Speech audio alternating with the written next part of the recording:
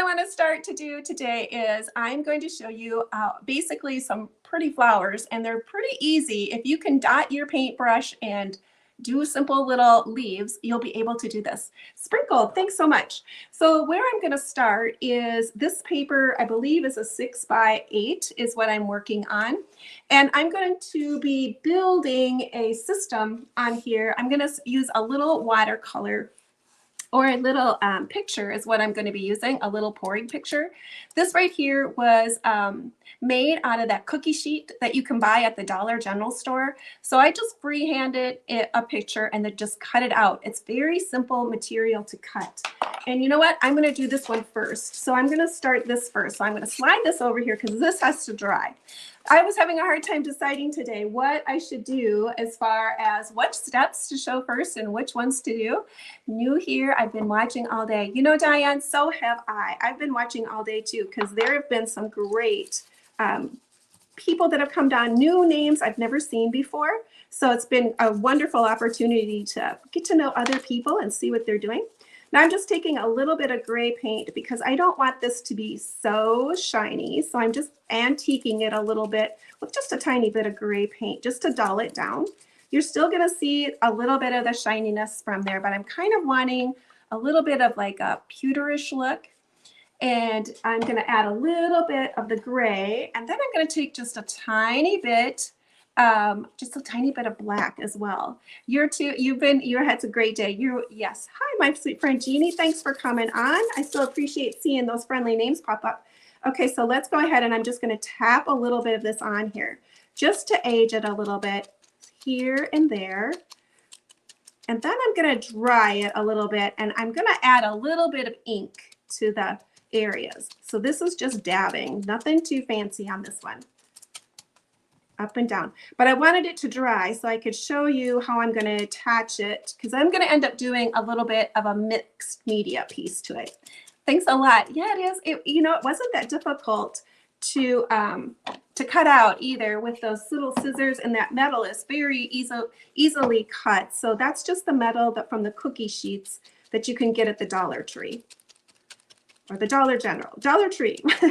I always get the dollar stores mixed up. I live in a very small town, so I don't have a lot of options when it comes to buying things. So it's probably either going to be Walmart or the Dollar Tree. Although I do have a Joann Fabrics locally here. So, but that's about it. Everything else is a lot farther away. So I'm just going to give this a little rub, and this will bring back up bring up a little bit of the silver without not being a lot of the silver. Okay, so let's put this back on, like so, that little bit of a lid.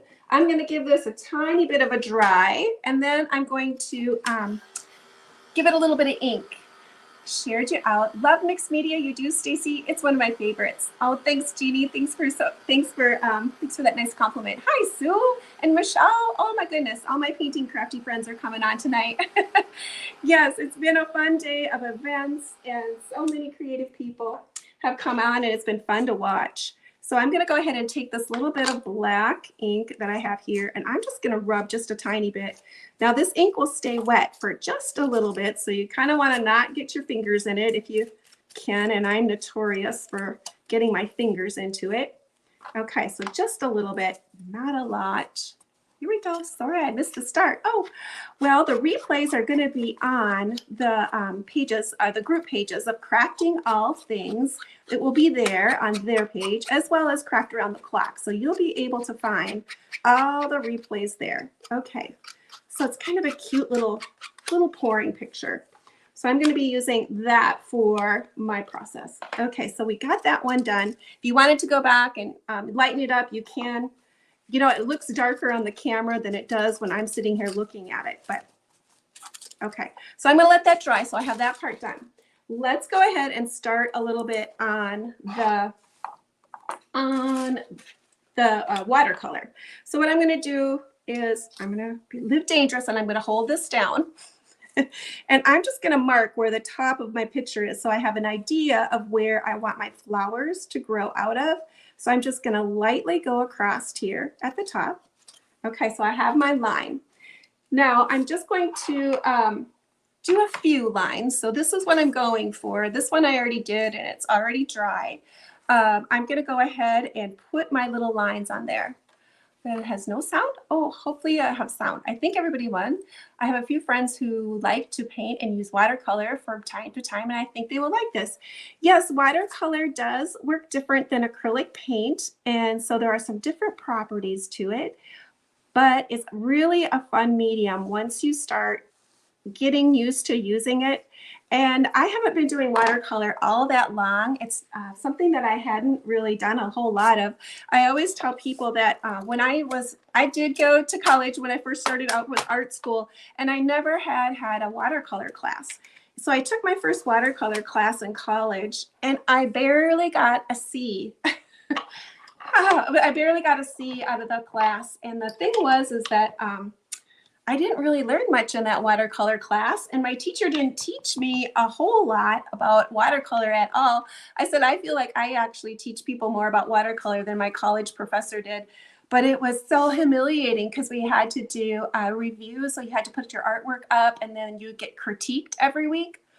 It was horrible, and I did not have a good experience in that class, and I never did watercolor again after that.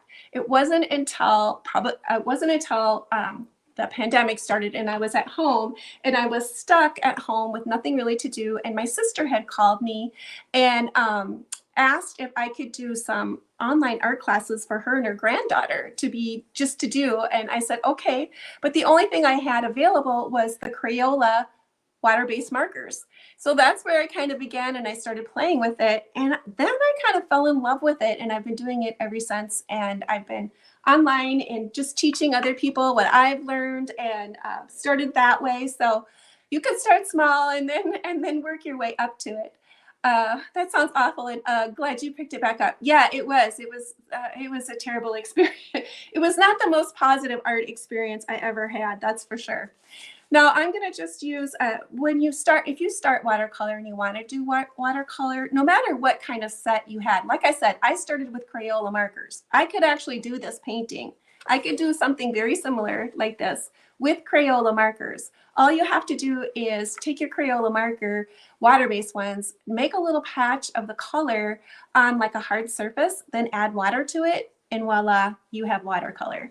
So you can start out simple and then work your way up to adding different types of paint that you want to. But if you do whatever kind of watercolor you might want to do, you want to do some sort of color card, because watercolor looks so different when it's in the pan. You can see how dark these colors are. I wouldn't really know what's there.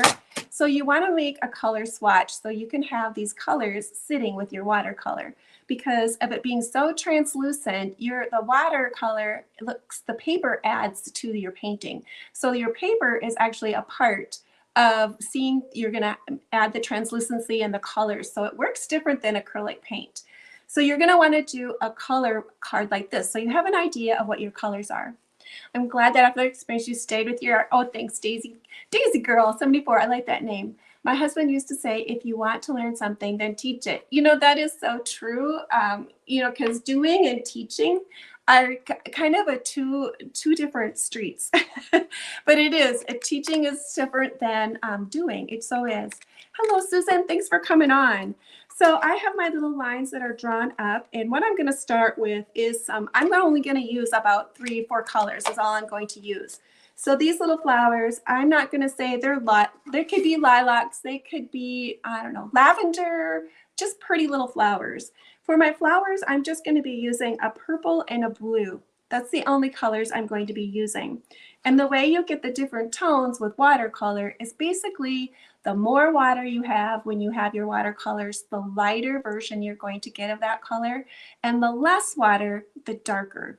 And it's all about layering. So I'm going to start with a light layer first and then add my darker ones on and to get more form. So I'm going to start with the purple. I want to leave some open space and then start there. So that's where I'm going to start.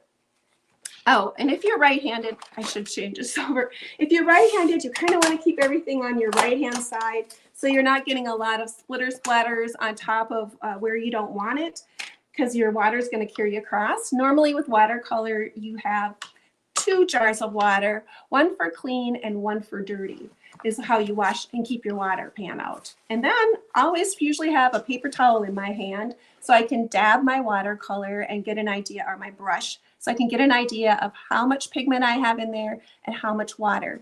Because watercolor is all about controlling the water. There's some unique properties about watercolor that acrylic paints don't have. Let's see if I can't get you in here. Now I need to find my colors. I'm fairly new to this set of watercolors, but I've been enjoying it. So I'm going to start with this lovely shade of purple here. And let's see, oops, we'll get you in the camera. We'll get you in the camera. I'm going to start with this lovely shade of purple right here. Now, this is a pretty darkened purple, and I might even want to put a little bit in my jar here just to be able to see what I have. I have this little ceramic dish that is nice because it's white, so I can see what is similar to what my paper is. Plus, with watercolor, if you could let that dry in there, and then you can use it again. You don't have to throw it out if you don't use it all. All you have to do is add a little bit more water, and you can bring it back to life. So nothing is wasted, I guess, when you consider about watercolor. And a little bit goes a long ways. Okay, so that is that yummy purple. Now I'm going to rinse my brush out. I'm going to come over here and I'm going to start with this blue. And you will hear a lot of different watercolorists say tea consistency or milk. Tea is where you normally start. It's really fairly light. It's just the consistency of the paint that you're mixing. And then you're going to add more like milk consistency would be thicker. Hello, Stephanie. Thanks for coming on. Hi, Lisa. All right, let's go ahead and add some blue dots first. So all I'm going to do is, I'm going to double check that. I'm going to add light. So I'm going to start here and maybe make a few little cone shapes and add in and out. I'm going to want to leave some white so I'm not covering it all the way up. So I'm going to generally go out and leave some space so I can pop in a little bit of green if I want to, and then also darken my colors. So with watercolor, it's like you're painting the shadows is what you're doing instead of the highlights. Often with acrylic paints, you go build dark, and then go light. Watercolor is just the opposite. You're going to be building, you're going to start light and then work your way dark. Okay, so now this is all I'm doing is circles. So this isn't an easy, it's pretty easy to do circles, but I'm also giving a little bit of a point here.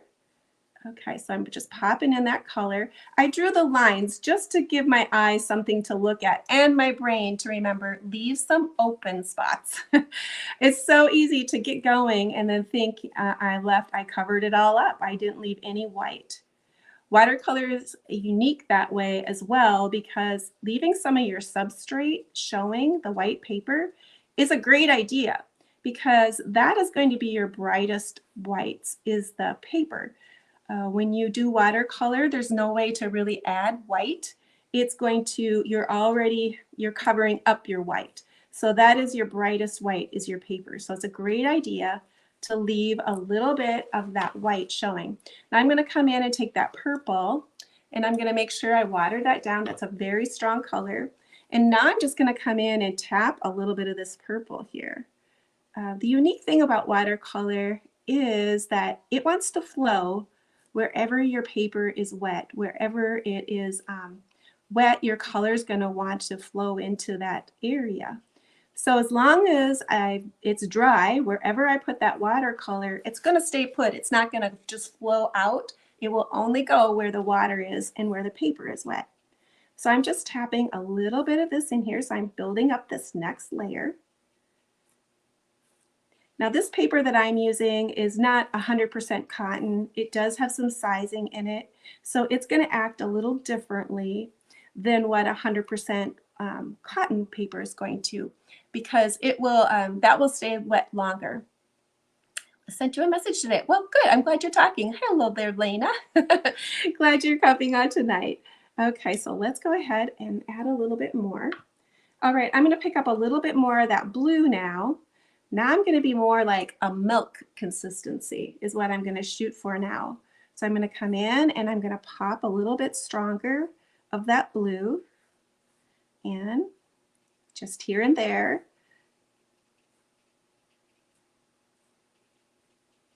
and adding those little shapes on top of each other. Now, when I touch this area where it's already wet, it's going to mix into my purple, but that's okay because these colors are sit next to each other on the color wheel, and they're not going to make an icky shade of color. So this is the perfect kind of color combination to mix with these two. All right, so we can see how my colors are blended together. I still have some of that light, but I'm building up my dark. You love the purple? I love it too. It reminds me of my my one aunt. She, for the longest time, had a purple bedroom, and it was very unusual. She was a dairy farmer's wife for many, many years, and I was so surprised that Uncle David let her paint their master bedroom purple. So anytime I see this color purple, I always think of my Aunt Lori and her beautiful purple bedroom. She went for it. And I have to give kudos to my uncle that she let her do that too. I'm surprised. He was like, we're going to have a purple bedroom. Now I'm going to mix a little bit of green for my leaves. So I'm going to come in with some green, some brighter green, but I'm going to add a little bit of blue to it because I figure I want a kind of a blue-green leaf. So I'm just going to add a little bit of color there.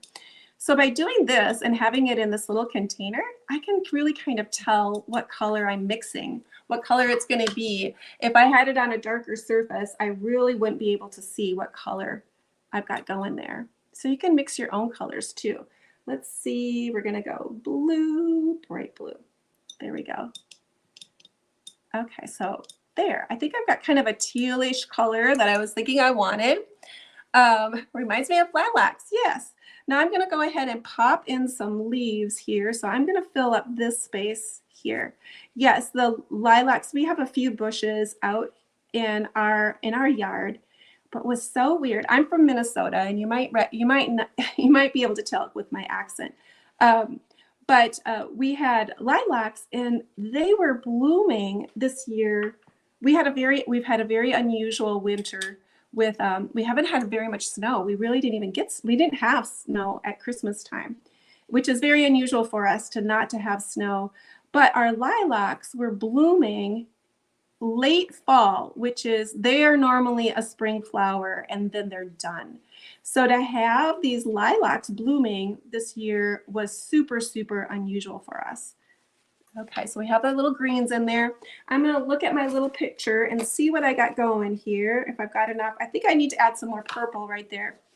Now, my purples might mix with my greens a little bit because those are wet still, kind of. But I'm just going to pop them in, and if they mix, I'm fine with that because those colors are still going to look pretty together. Okay, so let's dab in a little bit darker, building it slowly. Okay, great. I'm liking that. I'm liking that. I'm thinking that looks good. Okay, so today this piece too, I said earlier that we're doing today as we're doing a fundraiser as well for a young mom who had some very unexpected health issues and that happened right around Christmas. Single mom got some young children, and she wasn't at her job long enough for her medical insurance to really be kicking in. So she didn't have any medical insurance for all of this. So we're trying to help her out today. Hello, Sherry. Thanks for coming on. You know, I so appreciate the invite, Terry and Sherry. I was so excited to be invited today. So thank you so much for the opportunity to come in. Whoa. You know, I don't understand iPhones anymore. When you set them on Do Not Disturb and then they ring, I have no idea. I don't understand it. Where in Minnesota are you from? I'm up in the northern part, and I had a bloom on a newly planted bush. It was very strange for sure. I'm by Alexandria area, so kind of over towards the border there. But yes, it was so unusual to have those blooming this year. I actually had to take pictures because it was so unusual.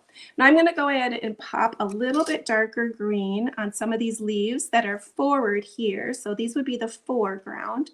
And I'm still going to leave the ones in the back a little bit washy looking. So I want that little bit of a wash look. Hello from Missouri. Hello. First time to your page. Welcome, welcome, welcome. Welcome, welcome, welcome.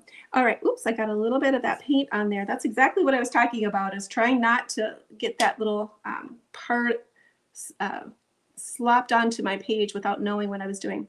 Okay, I'm going to take a little bit more dark purple, just a tiny bit. Watercolor dries lighter. So as it dries, it's going to get lighter, which is just the opposite of acrylic paint. Acrylic paint always dries a little bit darker. So this is going to dry a little bit lighter. Very unusual. Okay, so there's, and I'm going to pick up that blue again. Now I'm not even mixing milk consistency this time. I have far more pigment in here than I do water. So it's a lot more pigment that's on there. Now let's go ahead and tap a little bit. That's going to be a little bit of this darker blue that I can tap just a tiny bit in there, and maybe even top of my purple, so those colors will meld together and come together. I'm really liking how it's turning out. That looks great. Oops, there's a little dot. Oh well, that's how it's going to be. All right, so let's put that little picture on there and see if we got it filled in now. I'm thinking that looks pretty good. All right, so now I'm going to go ahead and create a background for my the back of the picture, of the whole picture. So I'm going to switch up to my a bigger brush, a number 10. I am using watercolor brushes today, but you don't have to use watercolor brushes when you're first starting, and they're not terribly expensive. This little brand here that I prefer to use is the Princeton brush, and I like a round brush. So even this one, this is a number 6 round brush. Your watercolor brushes are going to have a little bit bigger belly right here, so they're going to hold more water than what a regular brush would be. But what the part about this brush that I really like is that it's got a lot of spring in it. So when I push down, it's going to come right back, and I can get those little fine details, and the point stays and it lasts for a very long time. So it's about a $7 brush, but it's well worth it if you decide you like doing watercolor paint. They're pretty easy to wash out. They're not like acrylic paint where they're going to get hard in your brush and you won't be able to use it again. But I do like these little round brushes, and a 6 and a 10 is about what I use most of the time. And those ones, they're still considered, they're not a really, well, like any other brush when you start doing art. They can be a lot of different prices for your brushes. But that one is kind of considered more of a reasonably priced brush, in the middle of the road type of brush. Okay, so what I'm going to do now is I'm going to create a background on my paper. So I'm going to use this purple. I'm going to pick it up a little bit, and I'm going to add more water, even a little bit thinner than tea consistency. Oh, I got to get you in the view here to be able to show what you're doing. There we go. Okay, so I'm going to have just a really light wash. I like creating these lighter backgrounds on my work. Okay, and then I'm going to take a little bit of this, it's called burnt brown, but I'm going to take a little bit of this color. Oops, wrong side of my palette. I'm going to take just a little bit of the brown color, and I'm going to create a little bit of a washiness with that brown. It looks good with the, I'm going to add just a tiny bit of black too. It looks good with that little water pitcher that I created out of the little tin cookie jar. Cookie jar? No, it was a cookie sheet. Cookie sheet. Thanks so much, Nate. Is it Nadia? Thanks so much. They were saying your name earlier. I've seen your name all day today, so I know you've been watching too. All right, so I'm going to go ahead and take this color. Now I'm going to go, when I create my backgrounds, I like to have a looseness to my background. So I change my direction of my paintbrush often. So I don't usually go in the same direction. Now this paper hasn't had very much time to dry. So the watercolor is still pretty fragile underneath. If I were to get like really busy in there and scrape really close to it, I'd reactivate my colors underneath there, and I really don't want to do that. So I'm going to try to move quickly and get close, but not spend a ton of time there. Okay, so, and again, this is going to dry lighter than what I'm putting it on. So I'm just doing real quick. Okay. Now today there is, with this project, because it is watercolor, it needs to dry. So I won't be able to show you exactly how I'm going to put this together with this one, but I'll show you how I'm going to do it and what you would be purchasing if you did it. Hello, friend. Thanks for coming on. Okay, so we're gonna come in here, get this done. Now your watercolor paper, I'm doing this, I didn't tape it down. And the reason why I didn't tape it down is because I'm gonna be mounting it on a board and gluing it down, and then I will be sealing it. So I didn't want to spend a lot of, I didn't want a white border. I really wanted a colorful border. I'm gonna take a little bit of this brown now and run that in there, just a tiny bit. Okay, and then I'm going to pick up a little bit of the purple, and then we're going to do a little bit of splitter splatter. And I forget which presenter I watched, and she had a different name for splitter splatters, but I'm going to add a little bit of splitter splatter. And because my paper is wet in the background, it's going, those spots won't stay like hard spots. They will just kind of slowly soften in the background is what they will do. So for watercolor paper, it will start to bow.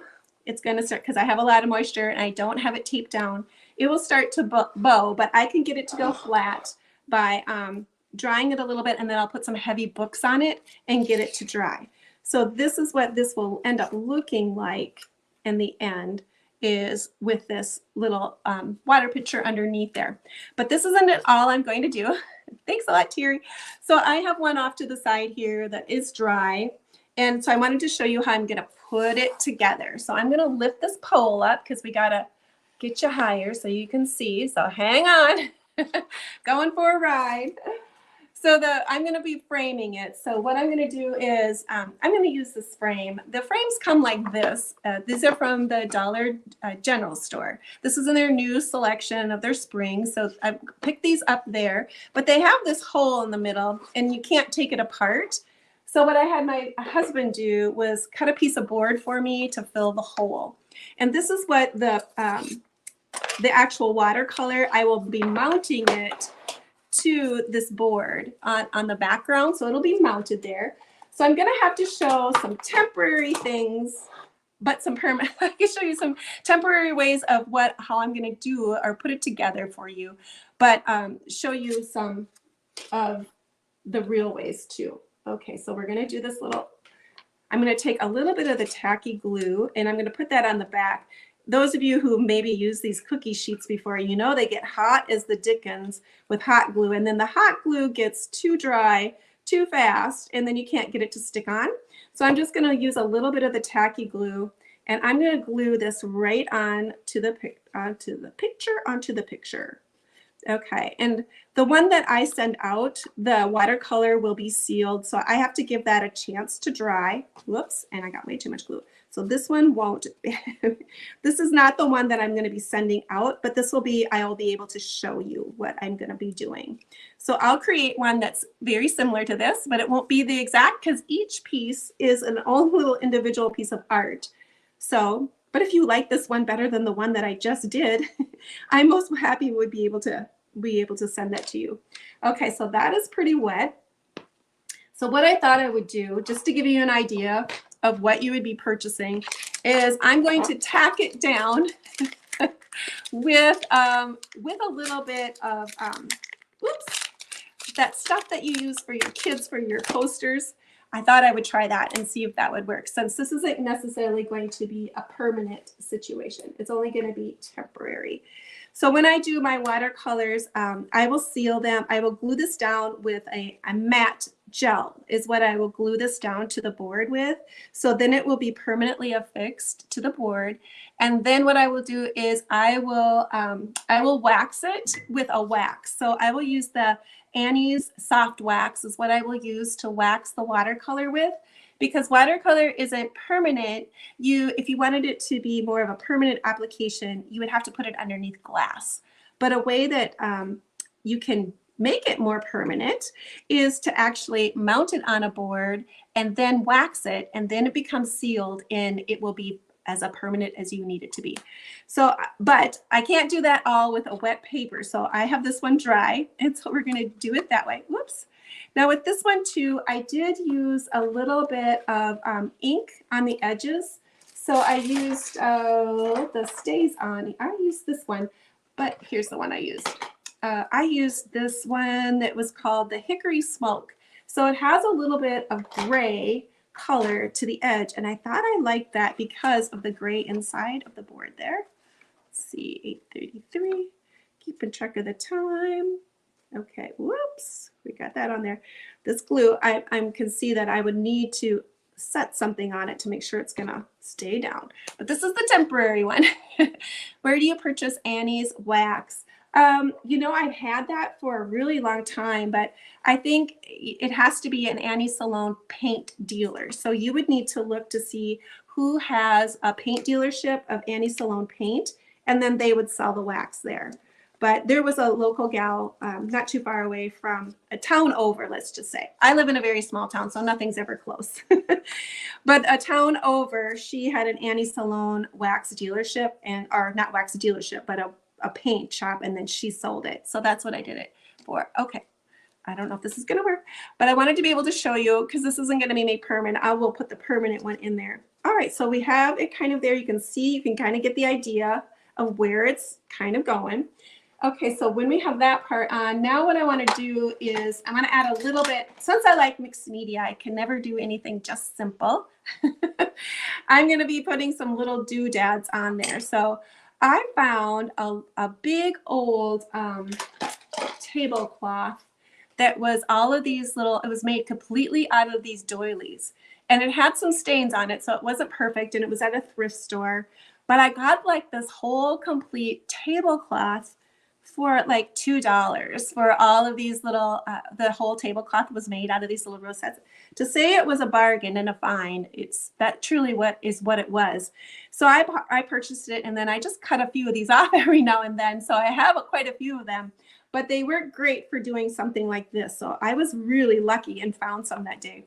So what I want to do is I have this little bird I'm going to put up in the corner. So this like little Julie bird, I thought that was kind of cute with the little pearls that were on there. So what I wanted to do is kind of create a little nest in the corner. So I have like some threads. Who else keeps all of your threads when you rip fabric? Ooh, one thing, it's one of my favorite sounds is ripping fabric. And then I keep all of these little threads, and I have a little container that sits off to the left side of my desk here with a bunch of little threads. Yeah, right? Really lucky. It was very lucky to find that there. Yes, it was like, you are coming home with me. So super lucky. So what I thought I would do is make a little bird's nest in my corner with some threads because I keep them and they come in perfect. So if you're ever ripping fabric, you keep everything. So if you're ever ripping fabric, keep your little strings because they look great in bows and all kinds of different things. So I'm just going to put a little glue here on the corner. And of course, I need a new glue stick. Oh gosh. You know, I have this glue tool and I am struggling with it. I'm thinking I'm going to get rid of it because the thing drips when you don't. It drips when you least expect it, and then it makes a mess everywhere. I think somebody else said earlier that their glue tool, they were ready to get rid of it too because it wasn't working properly. But I'm getting really tired of having like drippy messes and all kinds of things. You love keeping scrap threads for bows. I agree. I think they look great inside of bows because you just never know when you might need a good bits of strings. Good bits of strings. Okay, here we go. I said I was from Minnesota, and I know everybody's been saying it's super cold. We were having a heat wave today. We were above zero, which has been a heat wave for what we've been having lately. We've been having really below zero weather. And we had a heat wave today. It was above zero. And they're saying that maybe we're going to get all the way to 30. So I don't really understand the weather we're having this year, but it is kind of crazy. So I like that little nest on the corner. So I think that looks cute to have little nests there. And then the black kind of goes with the black that was on here. Now for the little part of the top of the little picture, I thought this little bow looked kind of cute. It's just made with some just little bitsy pieces again, because I do keep the little bitsy pieces, because you never know when you might need a little itsy bitsy piece. Okay, so we have that on there. Now let's work a little bit on this corner, the opposite direction. I like to do like a piece up above, spread them out. If I do one, then I go the opposite corner to do the opposite direction. So I'm going to take this piece here first and glue this piece on. Put this on here. Now these are not going to be permanent on this part either, so I'm going to remove this because this is the other the other painting. You love all the details. That's not enough degrees. It was so hard to pull the trigger and drop, so they trashed it. Never thought about keeping the strings. Oh yeah, the strings make great little bitsy bows. They really do. Okay, so now I have another little, so I'm going to do kind of a rag bow. I am not a bow specialist, and I've heard other gals on here today saying that bows are not necessarily what they feel like they're gifted in. But, you know, you could do a rag bow, or I do. That's about all I can get as far as a rag bow. So this little rag bow situation here, I tied some of the bitsy strings in there too to make it a little bit more whimsical. And coming on in here with that, giving it a push. Boop. So it's got a little bit. I tied this one with embroidery thread instead of like the jute, because I wanted it to be a little bit more flat. Go ahead and give this a tip. Okay, so there we go. And then I'm going to make another bitty nest in there because this one just kind of with the bird and all that. So I saved a little bit more of the little strings. The dark strings are actually from that Halloween cheesecloth. Kind of pulled a little bit, a part of those off, and kept those because there's little string goodness. Okay, here we go. A little bit of glue on there. And then this little stuff is really fun to use. This little, it's a jewelry, it's actually jewelry cording is what it is. It comes in a thing like this, but it is it's got some body to it, and it's got a real natural kind of a whimsy look to it. So I'm gonna pop that in there. There we go. Thanks, Michelle, thanks. I love it, it's beautiful. Thank you for your nice compliment. Okay, there we go. Woo. Now this time, I'm in Central Time, so it is about 6:40. We're getting close to the end here. All right, and then I do have, what I thought I would do for the corner is to be able to bring a little bit of the purple. And thanks a lot, Jen. I'm going to take a little bit of the purple here. I'm going to do a dark bow, or a button, a button. And I'm going to stick a button right here, a dark one. And then I'm going to pop a purple one right in the other end of it. Okay, there. And then let's pop this purple in here, like so. And we're going to pop that on there. I love to have tied buttons. Are there other people here who enjoy the tied button look? If I put a button on, it has to have a tie in the middle. So I like to have the tie in the middle.